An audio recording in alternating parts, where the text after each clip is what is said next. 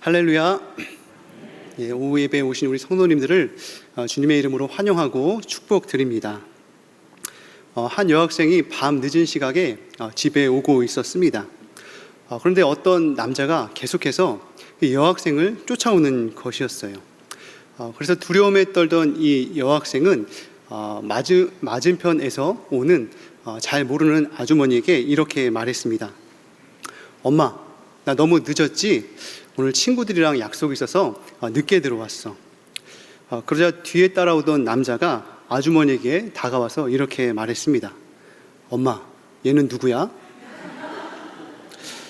혹시 이곳에 계신 우리 성도님들도 이 지나가는 아주머니에게 엄마라고 불러보신 적이 있으신가요? 제가 이 이야기를 들으면서 느낀 것이 하나 있습니다. 한 여학생이 위급한 상황에서 마주오는 아주머니를 엄마라고 불렀지만 이것을 우리 그리스도인의 삶과 또 신앙에 대입해 보면 어떻습니까?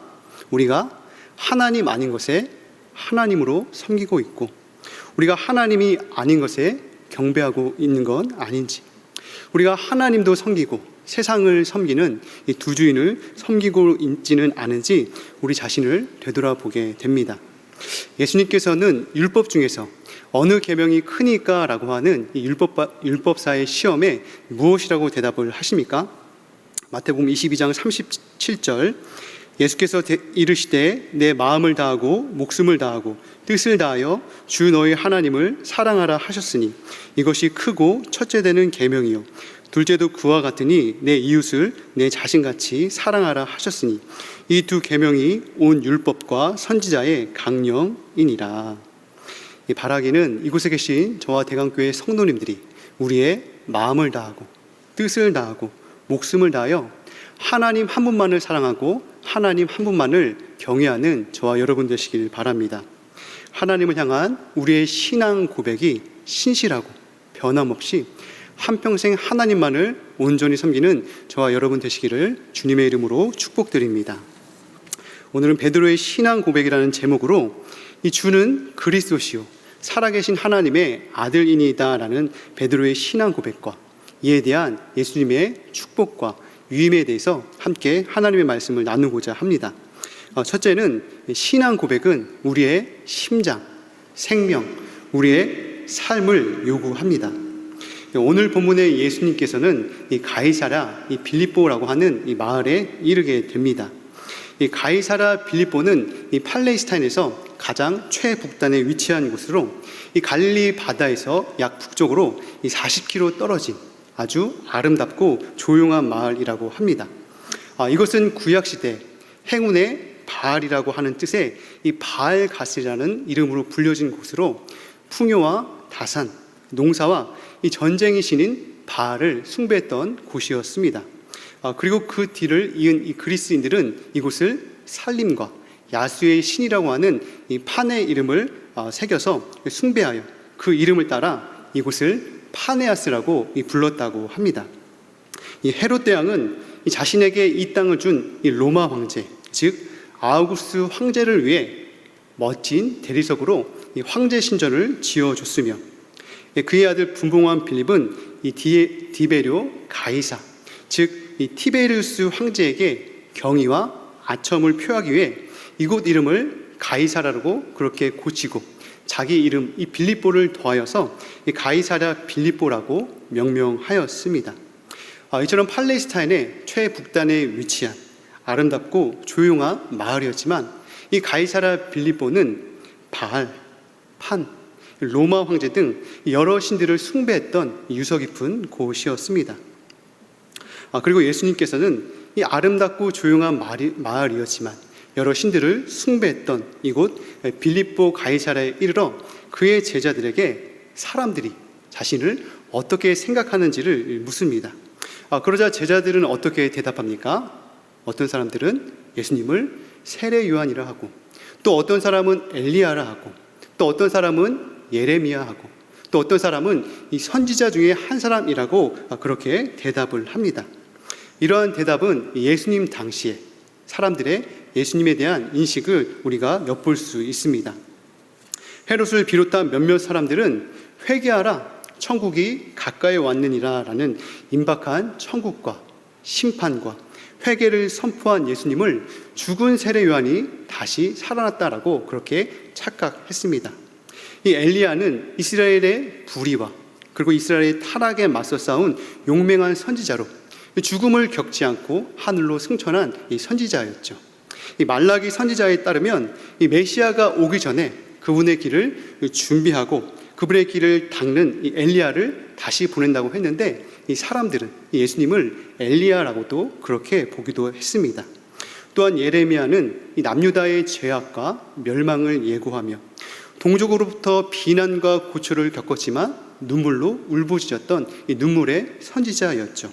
아마도 예수님 당시의 사람들도 예수님의 삶과 사역을 통해서 어쩌면 예레미야 같은 그런 동질성을 발견했는지도 모릅니다. 예수님 당시에도 예수님을 세례 요한이나 엘리야나 예레미야나 선지자 중에 한 사람으로 그렇게 인식했다면 오늘날의 현대사회는 예수님을 어떻게 인식하고 있습니까? 유대교에서는 예수님을 그리스도가 아닌 선생 중에 하나인 랍비로 봅니다. 이슬람 교회에서도 예수님을 마호멧 이전에 훌륭한 선지자로 보고 있지요.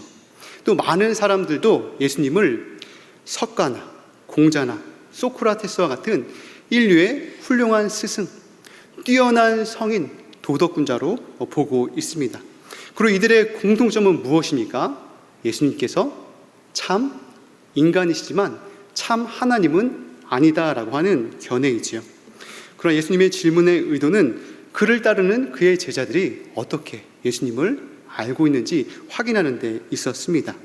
그래서 이번에 그의 제자들에게 묻습니다. 이르시되 너희는 나를 누구라 하느냐? 이에 베드로는 어떻게 대답합니까? 마태복음 16장 16절 시몬 베드로가 대답하여 이르되 주는 그리스도시요 살아계신 하나님의 아들이시니이다. 너희는 나를 누구라 하느냐라고 하는 예수님의 질문에 베드로는 무엇이라고 대답합니까? 세례 요한이나 엘리야나 예레미야나 선지자 중에 한 사람이 아닌 구약으로부터 예언된 이스라엘의 구원과 해방을 가져다 줄 메시아로 고백하고 있습니다. 이 히브리어로 메시아는 이 기름 부음 받은 자라고 하는 뜻이죠.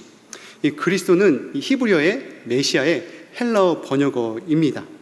이 구약 시대에는 하나님으로부터 신성한 임무를 부여받은 그러한 왕, 제사장, 선지자에게 이 기름을 부었습니다. 즉 예수님께서는 하나님으로부터 그리고 성령으로 기름을 받아 왕과 제사장과 선지자, 즉 이 삼중 직무를 감당하신 분이라는 뜻입니다. 우리가 예수님을 그리스도로 고백한다는 것은 무엇이냐? 예수님께서 우리의 왕이 되시고 제사장이 되시고 이 선지자가 되신다는 뜻이죠. 또한 베드로는 예수님을 이 가이사랴 빌립보의 바알이나 판이나 로마의 황제와 같은 죽은 신들이 아니라 생명을 부여하고 모든 세계를 다스리시는 하나님의 아들의 신분으로 하나님으로부터 그의 백성에게 파송받은 하나님의 아들이라고 선언하고 있습니다. 그런데 왜 이러한 신앙 고백이 중요할까요? 그리스도인들이 최초로 사용한 상징은 물고기입니다.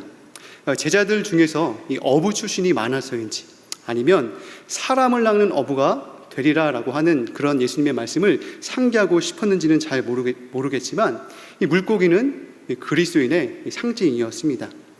물고기 문양은 우리가 무엇이라고 불렀냐? 헬라어로 익툭스라고 불렀는데요. 헬라어의 5단어의 앞글자를 만든 이 압축어입니다. 그 내용이 무엇이라고 했습니까? 예수, 그리스도, 하나님의 아들, 구세주입니다. 로마의 박해와 핍박 속에서 초대교인들이 함께 모여서 함께 예배하며 신앙 공동체를 이루며 살아갔는데 자신들의 신원을 밝힐 때 썼던 것이 무엇이라고요? 물고기 문양이었습니다. 무슨 말입니까? 이 그리스도인들에게 예수님은 세례 요한이나 엘리야나 예레미야나 선지자 중에 한 사람이 아니다라고 하는 것이죠. 현대사에서 말하는 훌륭한 랍비, 훌륭한 선지자, 성인 군자, 훌륭한 성인이 아니다라고 하는 것입니다. 그리스도인에게 예수님은 누구냐? 하나님의 아들 예수 그리스도, 바로 구세주다라고 하는 것이죠. 마가복음 1장 1절은 예수 그리스도의 복음의 시작을 알리고 있습니다. 그리고 예수님께서 어떤 분이신지를 우리에게 설명합니다. 마가복음 1장 1절 말씀입니다. 하나님의 아들 예수 그리스도의 복음의 시작이라. 이 마가가 마가복음을 저술하면서 예수 그리스도의 이 복음을 알리며 첫 문장을 써 내려갑니다. 그런데 이 복음의 시작인 이 예수 그리스도를 어떻게 설명하고 있습니까? 하나님의 아들 예수 그리스도의 복음의 시작이라. 하나님의 아들 예수 그리스도의 복음의 시작이라고 그렇게 시작하고 있습니다. 이 복음의 시작인 예수 그리스도가 누구라고 하는 것이죠? 하나님의 아들이다라고 하는 것이죠. 즉 마가는 이 마가복음을 저술하면서 예수 그리스도께서 하나님의 아들이심을 선포하고 있는 것입니다. 그런데 로마 시대에 하나님의 아들, 이 신의 아들, 이 주님은 누구냐? 바로 로마 황제입니다. 가이사입니다. 로마 제국에서 하나님의 아들, 신의 아들, 이 주님은 다름 아닌 로마 황제를 가리켰습니다. 그런데 마가는 마가복음을 저술하면서 예수님이 누구신지를 분명히 밝히고 있는데 이 예수님이 누구냐? 하나님의 아들이라고 하는 사실이지요. 이것은 무엇을 의미합니까? 마가가 마가복음을 저술할 때 심심해서 마가복음을 저술하지 않았다는 거예요. 마가가 마가복음을 저술할 때 나도 한번 글을 써서 돈 좀 벌어볼까 하는 심산으로 마가복음을 저술하지 않았다는 겁니다. 무슨 말입니까? 마가가 마가복음을 저술할 때 자신의 목숨을 걸고 이 마가복음을 저술했다는 것이지요. 예수 그리스도께서 하나님의 아들이심을 선포하는 것으로 체포당하고 투옥되고 심지어 죽는 데까지 가는 그 자리까지도 감내하면서 목숨을 걸고 혈서를 쓰듯 마가복음을 저술했다는 겁니다. 우리가 매주일마다 고백하는 이 사도신경 중 가장 오래된 것은 라틴어로 남아있다고 합니다. 라틴어로 내가 믿는다라고 하는 이 단어는 크레도인데요. 이 크레도의 어원은 어디서 왔느냐? 내 심장을 바친다라고 하는 이 코르도에서 나온다는 뜻입니다. 따라서 우리가 사도신경을 고백할 때 내가 믿는다라고 하는 신앙 고백은 그저 말뿐만이 아니라 그 안에 무엇을 담고 있느냐?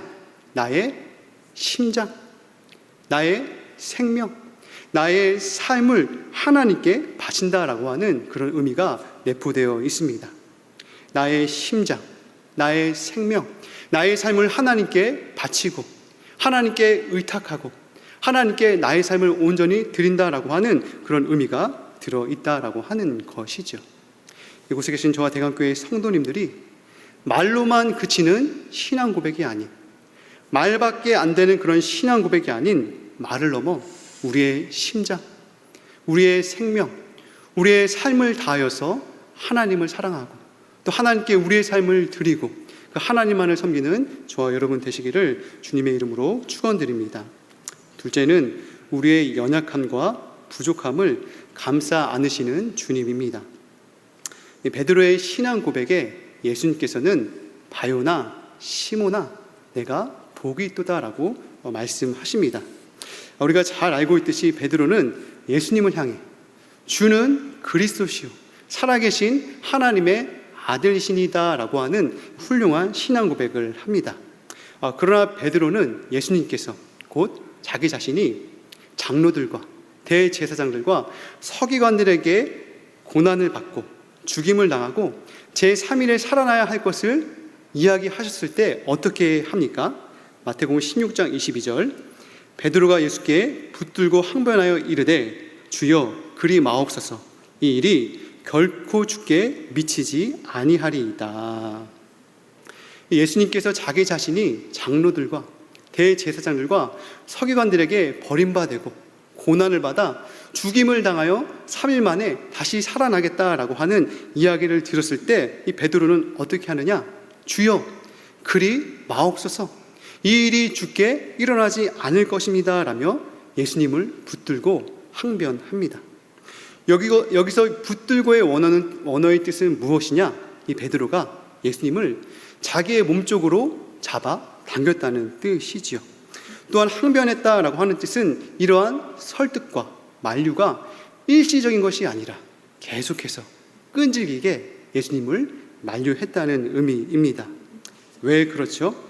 왜 베드로는 예수님께서 자기 자신이 장로들과 서기관들에게 버림받고 죽임을 당하여 제3일에 다시 살아나리라 라고 그렇게 이야기했을 때 왜 베드로는 예수님을 잡아당기고 흔들고 끈질기게 예수님을 만류했을까요? 그것은 예수님께서 자기 자신이 생각한 그리스도가 아니었기 때문입니다. 자신의 욕망, 출세, 성공을 보장해줄 그리스도가 아니었기 때문이죠. 지금까지 자신의 노력과 투자, 꿈들이 수포로 돌아가기 때문이었습니다. 그래서 베드로는 예수님께 그러시면 안 된다며, 지금 돌아가시면 안 된다라고 하며 예수님을 붙들고 흔들고 그렇게 계속해서 만류했던 것입니다. 이처럼 베드로의 신앙 고백을 우리가 면면히 살펴보면 어떻습니까? 베드로는 주는 그리스도시요 살아계신 하나님의 아들이다라고 하는 훌륭한 신앙 고백을 했지만 그 신앙 고백의 면면은 순도 100%, 충성도 100%, 완성도 100%의 온전한 신앙 고백은 아니었다는 것입니다. 그런데도 우리 예수님께서는 이 베드로의 신앙 고백에 무엇이라고 말씀하시느냐? 마태복음 16장 17절, 예수께서 대답하여 이르시되 바요나 시모나 내가 복이 있도다. 이를 내게 알게 하니는 혈육이 아니요 하늘에 계시 내 아버지시니라. 예수님을 향한 순도 100%, 충성도 100%, 완성도 100%의 온전한 신앙 고백이 아니었는데도 불구하고 우리 예수님께서는 무엇이라고 말씀하시느냐? 바요나 시모나 내가 복이 있도다. 이를 내게 알게 한 이는 하늘에 계시 내 아버지시니다 라고 베드로의 신앙 고백을 인정해주고 축복해 주십니다. 어떻게 생각해보면 순도 100%, 충성도 100%, 완성도 100%의 신앙 고백이 되어야만 우리 주님께서는 베드로의 신앙 고백을 인정해주고 축복해 주실 것 같은데 그렇지 못한 그러한 수준에 미달한 베드로의 신앙 고백을 우리 예수님께서는 인정해주고 축복해 주셨다는 것이죠. 이것이 얼마나 감사하고 은혜인 줄 모릅니다.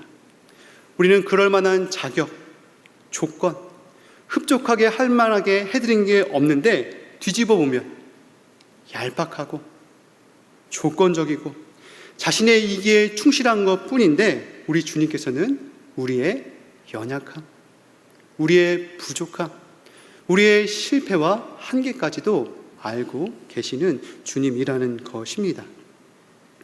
이 금이 가고 조금 깨어진 오래된 항아리가 하나 있었습니다. 그 항아리의 주인은 다른 온전한 것들과 함께 그 깨어진 항아리를 항상 물을 길러 오는데 사용했습니다. 오랜 세월이 지나도록 이 주인은 깨어진 이 물 항아리를 버리지 않고 계속해서 사용했습니다. 깨어진 물 항아리는 이 주인에게 미안한 마음이 있었습니다. 내가 온전치 못한데도 우리 주인이 나를 계속해서 사용해 주시는구나. 나 때문에 물을 더 길러서 힘드실 텐데 나를 깨부시지 않고 나를 계속 사용해 주시는구나 라고 하는 감사의 마음을 가졌습니다. 어느 날 물 항아리가 주인에게 물었습니다. 주인님, 어찌하여 저를 버리지 않고 온전한 새 항아리를 구하지 않았나요? 저는 별로 소용가치가 없는 걸요. 주인은 그의 물음에 아무 대답도 하지 않은 채 그 물 항아리를 들고 계속 집으로 가고 있었습니다. 그러다 어느 길로 들어가면서 부드럽게 말했습니다. 얘야, 우리가 걸어온 길을 되돌아보아라. 그제야 물 항아리는 그들이 물을 길러 오면서 집으로 오는 길을 보게 되었습니다. 그리고 그 길에는 예쁜 꽃들이 아름답게 자기 자신을 뽐내며 싱싱하게 피어 있었습니다. 그래서 이 무랑아리는 주인님께 말했습니다. 주인님, 어떻게 이토록 예쁜 꽃들이 이곳에 피어날 수 있었을까요? 주인이 빙그레 웃으며 말했습니다. 모든 메마른 산길에서 너의 깨어진 틈으로 흘러나온 물 때문에 이 꽃들이 그 물을 먹고 자란 것이란다. 우리의 변변치 못한 믿음, 우리가 말하고 고백한 만큼 잘 살아가지 못하는 우리의 연약하고 부족하고 이중적인 모습까지도 어쩌면 우리 주님은 다 알고 계신다는 것이죠. 우리의 연약과 부족과 이중적인 모습에도 불구하고 우리 주님은 우리의 작은 믿음을, 우리의 신앙 고백을 인정해 주시고 축복해 주시는 주님이라는 사실입니다. 더욱 예수님께서 베드로에게 어떤 축복을 주십니까? 바요나 시모나, 내가 복이 있도다. 이를 내게 알게 하니는 혈육이 아니요 하늘에 계신 내 아버지시니이다 라고 축복합니다. 여기서 복이란 예수님께서 이 상상순에서 말씀하신 복으로 예수님을 믿음을 통하여서 주어지는 하늘의 복, 이 종말론적인 복을 일컫습니다. 예수님을 그리스도요, 살아계신 하나님의 아들로 고백하는 사람은 그 순간 하나님의 백성이 되며 하나님의 자녀의 영광을 누리게 되며 하나님 나라에서 의와 평강과 희락을 누릴 수 있는 은혜를 덧입게 되지요. 그리고 이러한 복은 어떤 복입니까? 먼 훗날 이루어질 미래형이 아니라 현재형으로 베드로가 예수님에 대한 신앙을 고백할 때 하늘에서 주어지는 복이라고 말씀합니다. 그래서 요한복음 5장 24절은 다음과 같이 말씀합니다. 내가 진실로 진실로 너에게 이르노니 내 말을 듣고 또 나 보내신 이를 믿는 자는 영생을 얻었고 심판에 이르지 아니하나니 사망에서 생명으로 옮겼느니라. 진실로 진실로 너에게 이르노니 죽은 자들이 하나님의 아들의 음성을 들을 때가 오나니 곧 이때라. 듣는 자는 살아나리라. 예수님께서는 내 말을 듣고 나 보내신 이를 믿는 자는 어떻게 된다고 합니까? 영생을 얻었고 심판에 이르지 않는다라고 말씀합니다. 영생을 얻을 것이라고 하는 미래형이 아니라 영생을 얻었다라고 하는 현재형을 쓰고 있습니다. 하나님께서 예수님의 말씀에 순종하고 예수님을 구주로 고백하는 자를 사망의 영역에서 생명의 영역으로 옮기셨다는 의미이지요. 이어서 예수님께서는 이 베드로의 신앙 고백의 근원이 어디서부터 온 것임을 말씀합니다. 이를 내게 알게 한 이는 혈육이 아니요 하늘에 계신 내 아버지로소이다 라고 그렇게 말씀하는 것이죠. 즉 예수님을 향한 베드로의 신앙 고백은 베드로의 뜨거운 믿음, 베드로의 뜨거운 열정이기보다 어떤 인간의 노력과 공로이기보다 하늘로부터 주어지는 하나님의 선물임을 말씀하고 있습니다. 그래서 에베소 2장 8절은 다음과 같이 말씀합니다. 너희는 그 은혜에 의하여 믿음으로 말미암아 구원을 받았으니 이것은 너희에게서 난 것이 아니요 하나님의 선물이라. 행위에서 난 것이 아니니 이는 누구든지 자랑하지 못하게 함이라. 베드로가 예수님을 향해 주는 그리스도시요 살아계신 하나님의 아들이시니다라는 신앙 고백을 할 수 있었던 그 근원은 무엇이냐? 바로 하나님의 은혜입니다. 그 은혜에 의하여 믿음으로 말미암아 구원을 받았으니 이것이 너에게서 난 것이 아니요 하나님의 선물이라고 말씀하고 있는 것이죠. 생각해 보면 우리에게 위안이 되고 감사가 되는 것은 무엇입니까? 예수님을 향한 순도 100%, 충성도 100%, 완성도 100%의 온전한 신앙 고백이 아니었음에도 불구하고 예수님께서는 바요나 시모나 내가 복이 있다라고 하며 그를 축복하시며 하나님의 구원의 선물을 주신 것에 있다라고 하는 것이죠. 우리의 삶을 되돌아보면 때로는 넘어집니다. 때로는 죄에 허우적거릴 때가 있지요. 때로는 이렇게 찾는 것이 맞나 싶을 정도로 무감각해질 때가 있습니다. 주님을 향한 우리의 신앙과 삶이 순도 100%, 충성도 100%, 완성도 100%의 온전한 신앙이 못 된다 할지라도 베드로를 인정해 주시고 축복해 주시는 우리 주님의 위로와 축복이 저와 이곳에 계신 대강교회 성도님들 가운데 함께 하시기를 주님의 이름으로 축원드립니다. 셋째는 천국 열쇠로 마음의 문을 열어야 합니다. 제가 대강교회 부임한 지 얼마 안 돼서 코로나 기간이고 신방을 할 수 없었기 때문에 대부분 전화로 신방을 했습니다. 교육자실에는 다른 교육자들도 있기 때문에 교육자실에서 전화 신방을 하는 것은 조금 예의가 아니어서 건너편에 있는 재정부실에서 전화 신방을 하였습니다. 재정부실 열쇠를 챙겨서 재정부실에서 전화 신방을 하고 또 마치고 재정부실 키를 잘 걸어놓은 것 같았습니다. 그리고 저희 자신의 업무에 다시 복귀를 했습니다. 그런데 그 다음에 다시 전화 신방을 하려고 재정부의 열쇠를 찾아보니 열쇠가 어디 갔을까요? 열쇠가 제자리에 없는 거예요. 아무리 찾아봐도 양복 주머니나 책상이나 주변을 찾아봐도 열쇠를 찾을 수 없었습니다. 그래서 결국에는 이 열쇠를 복사해야만 했습니다. 열쇠는 무엇입니까? 열쇠는 문을 열어주는 키지요. 이 닫힌 문을 열어주고 문 안으로 들어갈 수 있는 권세를 상징합니다. 열쇠가 없으면 문도 열리지 않고 문 안으로 들어갈 수 없죠. 문 안에 있는 공간이든 재화이든 이 기밀이든 이것을 이용할 수가 없는 것입니다. 따라서 이 열쇠는 문을 열고 문 안에 있는 것을 이용할 수 있는 권세라고 말할 수 있습니다. 오늘 본문에 예수님께서는 이 베드로에게 천국 열쇠를 주시겠다고 약속합니다. 마태복음 16장 19절, 내가 천국 열쇠를 내게 주리니 내가 땅에서 무엇이든지 매면 하늘에서도 매일 것이요 내가 땅에서 무엇이든지 풀면 하늘에서도 풀리리라 하시고, 예수님께서는 이 베드로에게 이 천국 열쇠를 주시겠다고 약속하는데, 이는 예수님께서 베드로에게 천국 문을 열고 닫을 수 있는 열쇠, 즉 하나님의 뜻을 온전히 선포하고 가르칠 수 있는 이 사도적 권세를 위임했다는 의미입니다. 그리고 이러한 위임은 베드로의 신앙 고백에 이어서 이 베드로에게만 주어진 것이 아니라 베드로는 이 대표성을 띌 뿐 다른 12사도에게도 동일하게 주어진 권세입니다.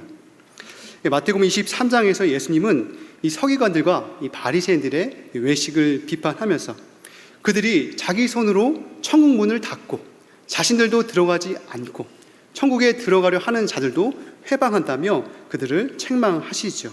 무슨 말입니까?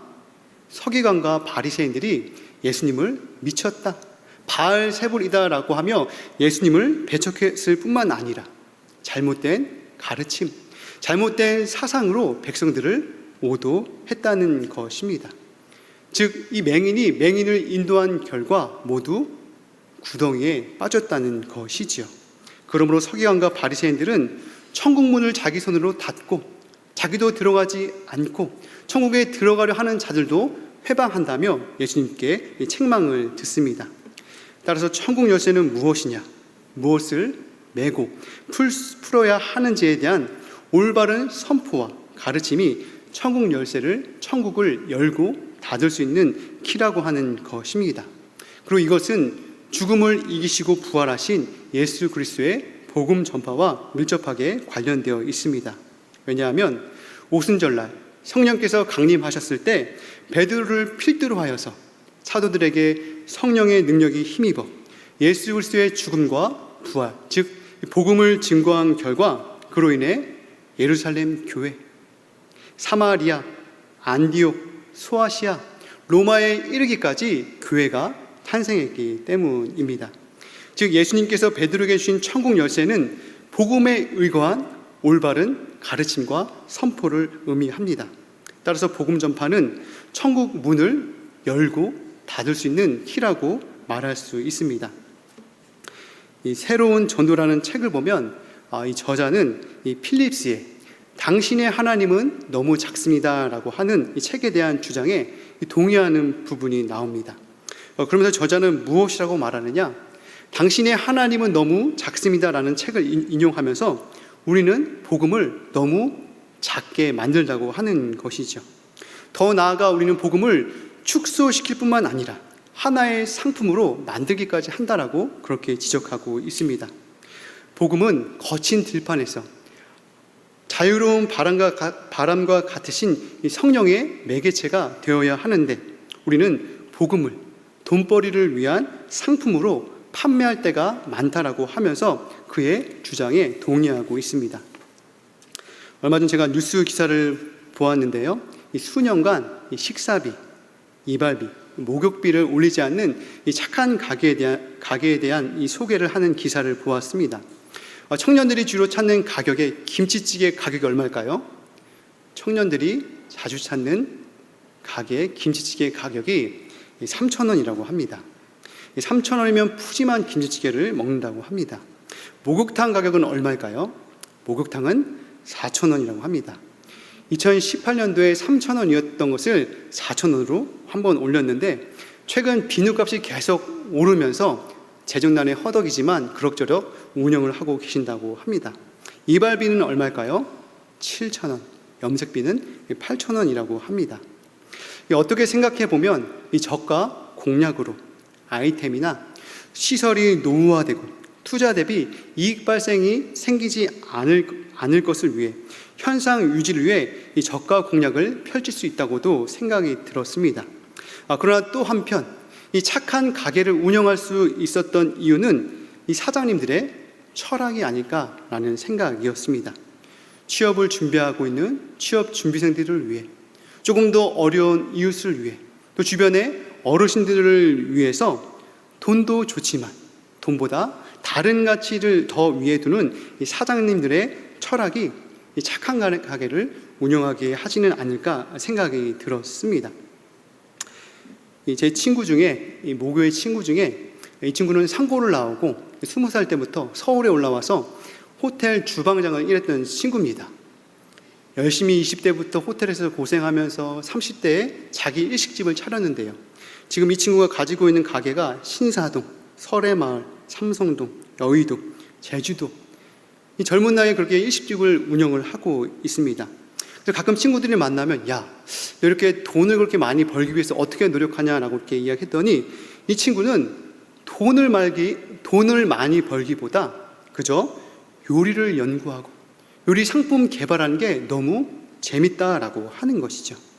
언뜻 생각해 보면 가게를 운영하는 이 친구가 오히려 돈을 어떻게 많이 벌 것인가, 어떻게 하면 부자가 될 것인가, 어떻게 하면 사람은 이곳으로 많이 올 것인가, 거기에 초점이 맞춰져 있을 것 같은데, 이 친구는 요리를 연구하고 새로운 상품을 개발하고 맛을 보고 이렇게 하는 것이 너무 재밌다라고 하는 것이죠. 사도행전 15장 36절에 보면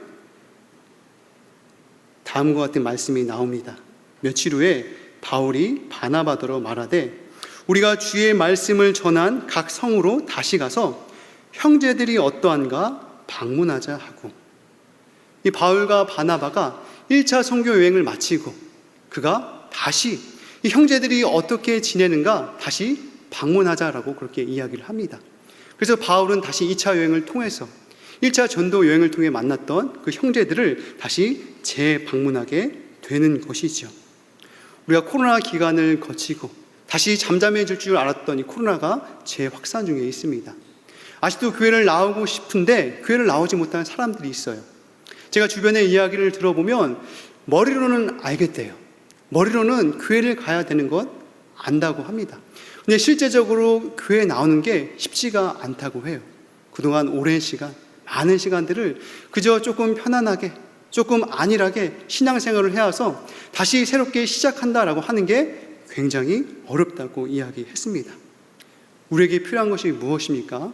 바로 우리 주변의 형제들, 잠시 쉬고 있는 분들, 실족해 있는 분들, 교회에 상처가 있어서 잠시 넘어져 있는 그 형제들에게 우리가 다시 찾아가고 방문해야 한다라고 하는 것이죠.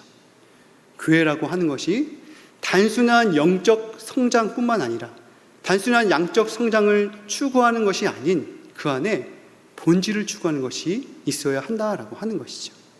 오늘 위 목사님 말씀처럼 이 교회가 본질을 찾아서 본질을 잃지 않을 때 이 교회가 교회되고 교회의 생명력을 유지할 수 있게 된다라고 하는 것이죠. 그래서 우리에게 주신 이 천국 열쇠를 우리 주변에 아직도 쉬고 있는 분들, 실족하여서 넘어져 있는 분들, 아직도 일어나지 못한 그 사람들에게 우리가 그 사람들의 마음의 문을 열고 그들에게 다가가야 한다라고 하는 것입니다.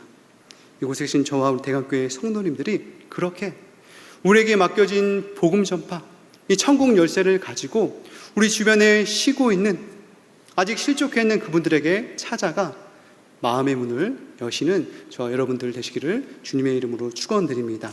오늘 말씀을 마치도록 하겠습니다.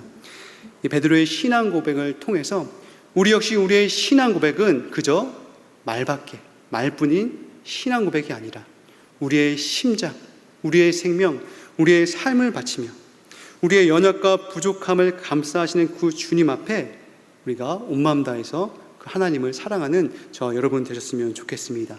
또한 코로나 기간 아직 교회 나오지 못하고 실족하고 잠들어 있는 우리 주변의 많은 사람들에게 마음의 문을 열 수 있는 그런 천국의 열쇠, 복음 전파의 권세를 가지고 그렇게 우리 주변의 형제들에게, 자매에게 나아가는 저와 여러분 되었으면 좋겠습니다. 자, 기도하도록 하겠습니다. 하나님 아버지, 감사합니다. 세상 많은 사람들이 예수님을 어떠하게 인정하든 어떻게 부르든 예수님은 우리의 구원자요 주님임을 고백합니다. 부족하고 연약한 우리의 삶일지라도 하나님의 은혜 가운데 있음을 믿고 감사를 드리오니 우리에게 주신 귀한 천국 열쇠, 복음에 대한 열정, 주님에 대한 귀한 사명들을 잃지 않고 살아갈 수 있는 우리 모든 대강교회 성도님들 제가 되어줄 수 있도록 은혜를 베풀어 주옵소서. 하나님, 코로나 기간 많은 어려움이 있지만 아직 어렵고 또 아직 교회에 나오기를 결단하지 못하고 아직 주저하는 많은 분들이 있습니다.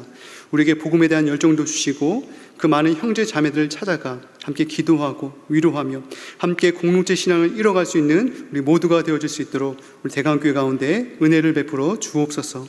모든 것 감사드리며 예수님의 이름으로 기도드립니다. 아멘.